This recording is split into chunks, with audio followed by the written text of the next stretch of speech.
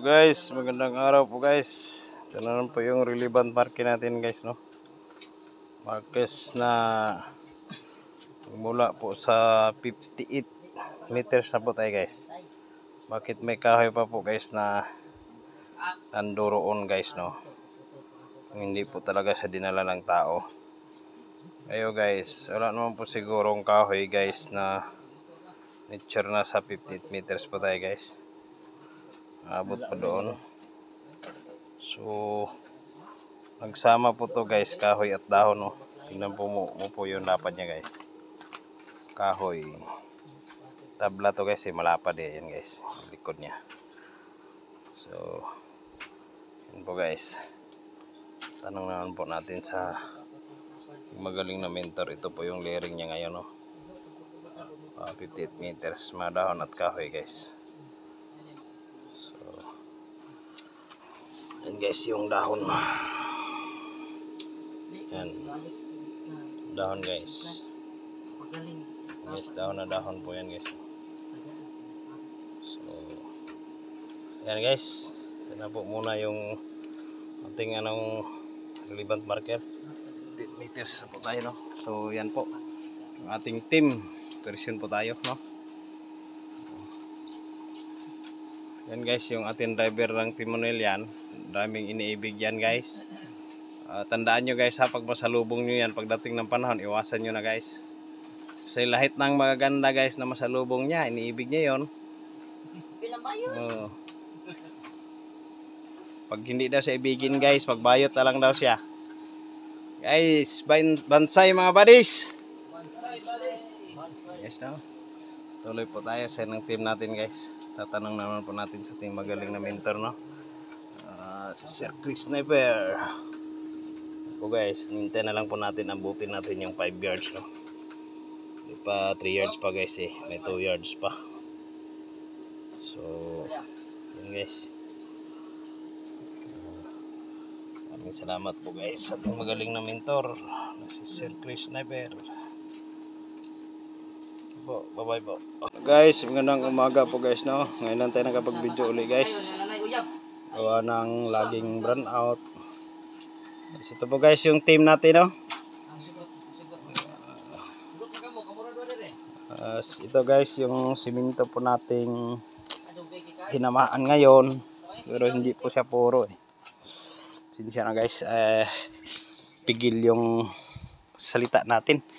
Kasi nagpabunot po tayo ng ngipin gas eh. Di pa po tayo guys makapag-purma. So ito po guys, no.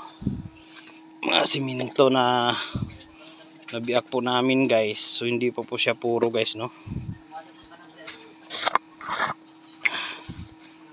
Yan guys. So yan guys, oh. So yan po yung kulo niya guys. Pero pag lupa po siya guys, yan guys, sa lupa wala po siyang kulo guys, no? Yan guys, wala. So ayan, pag siminto po, yan, kita yung pong kulo guys. Wala na po tayong chemicals guys eh. Bili na lang po tayo. So ayan po guys, yan po yung mga bibiyak natin na mga siminto ngayon. Di po siya puro guys. Yan po yun guys, oh.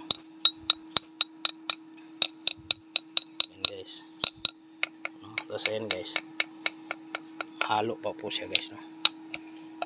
So guys, parang simintong hilaw. Ito yung lutong-luto guys, no? Yan guys, ito naman hilaw, no?